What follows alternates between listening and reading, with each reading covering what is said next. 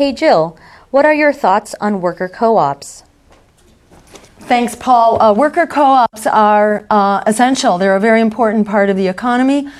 We would establish an office of the cooperative economy in order to help teach people and provide the skills for establishing worker cooperatives. We would make funding available to them because right now it's very hard for them to get the capital they need in order to start up. This is an important sector of the economy that we need to support. Great. The next two questions I'm going to combine.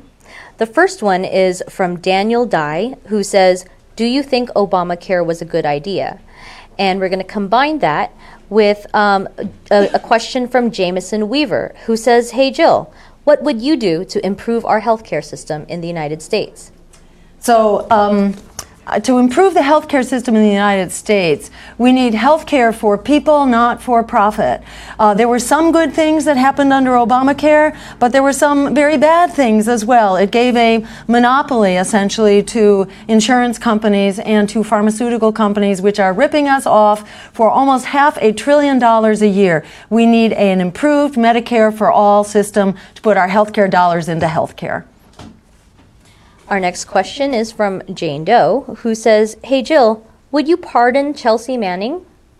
The answer is very simple. Yes, Chelsea Manning is a hero for exposing the crimes and the lies and the international law violations that was being committed by our government in our name. We deserve to know what our government is doing, especially by way of war and war crimes, and he enabled us to stop it. So she should be pardoned and brought back a hero. Our next question is from Monica, who says, hey Jill, if you were elected, what would you tackle in the first 100 days? What we could tackle very quickly, in fact, is to break up the big banks by using Bill Black's recommended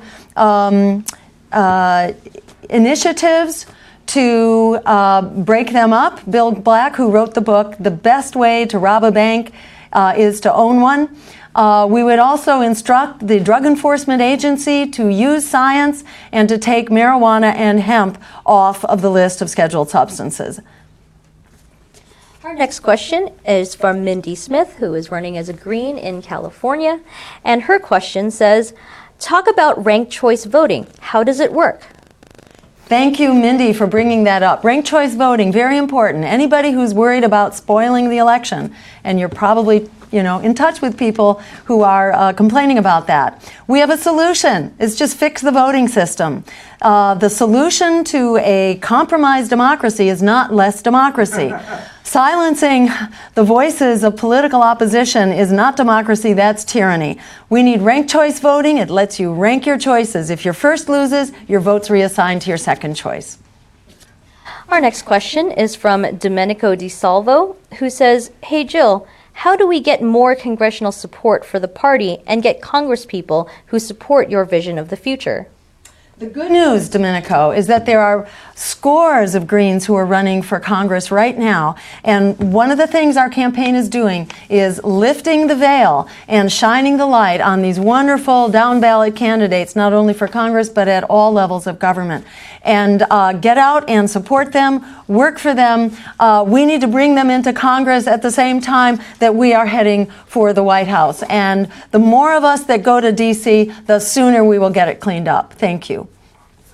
Our next question is from Lori Lamb, who says, hey Jill, can you speak about Bernie Sanders supporters and if they are welcome to your campaign? Yes, and let me give a big welcome and thank you to all of the Bernie supporters who stood up for a better vision of America that works for working people and who refused to be silenced or intimidated by the Democratic Party. So thank you for building this movement and thank you for continuing this movement. This is a very powerful coalition for the Bernie passion to be meeting the Green Party infrastructure. Together we're unstoppable. Our next question is from Ashley Nicole, who says, hey Jill, what are your plans to improve mental health availability as president? Mental health. Mental health is absolutely critical. It should be a routine part of health insurance, and it would be covered completely under a improved Medicare for All system, which is what we are supporting. We should be covered head to toe, cradle to grave, not only physical health, but mental health, as well as reproductive health, your pharmaceuticals, your hearing aid, whatever you need. This should be covered. Mental health is critical to our health. Our next question is from the Kobe system, who says, what is your stance on the war on drugs?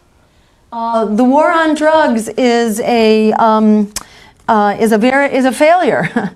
It's a failure, and it's a very bad thing. I will end the war on drugs. We will treat drug use as a health issue, not as a criminal issue. And the first step is to legalize marijuana and hemp, and to actually pardon all those people who are wrongly incarcerated in the first place for using a substance which is actually safer than alcohol and nicotine. Our next question is from Sean C. Gay, who says, hey Jill, how can we reclaim the institution of scientific research from undue corporate interest? Great. Wonderful question, Sean. How can we get corporate interests out of the business of defining our research institutions and our research goals?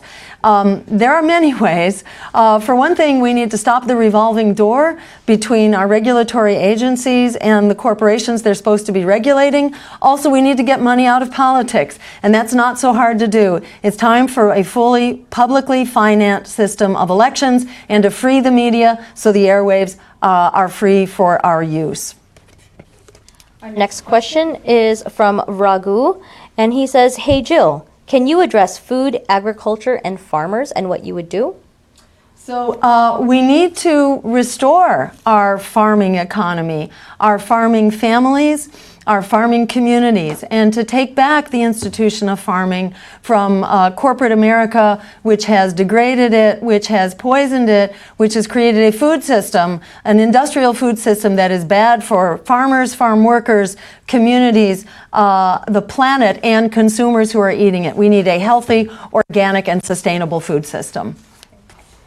Our next question here is from Enkoku Yokohama, who says, hey Jill, what would you do to make a path to citizenship easier for immigrants like myself? Great. So we need a welcoming path to citizenship for the immigrants who've actually been at the foundation of our economies, our community, and our culture. And we need to address the crisis of immigration by stopping the things that are causing it in the first place, namely NAFTA, the war on drugs, and by invading other countries and undermining democracies. Our next question is from Danielle Myers, who says, hey Jill, how will you help Puerto Rico?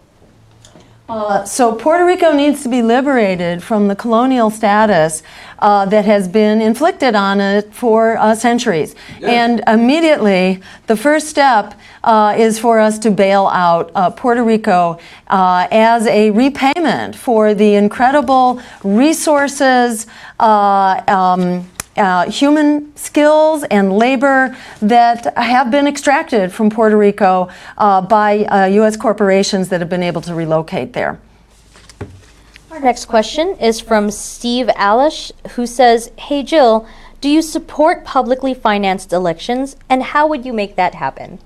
Yes, we need publicly financed elections. Hand in hand, we also need to liberate the airwaves, because the minute candidates have free access to the public airwaves, then the cost of campaigning takes a nosedive, and then it's very affordable for us to have publicly funded elections. And I would get private money, whether it is the money of a billionaire funding himself or the money of billionaires funding their candidates to do work for them. We need to get private money out so we can get the people back in. And our next question, it comes from Memphis, and they say, hey Jill, what can we do to keep the revolution going after the election? Thank you. We need to stick together and to stay together because the work has only begun. Whether we're in the White House or whether we are outside of the White House, we are building, and we've taken an incredible leap forward in this election, and thanks to all of you for making that so. I think we haven't seen yet how far we can go.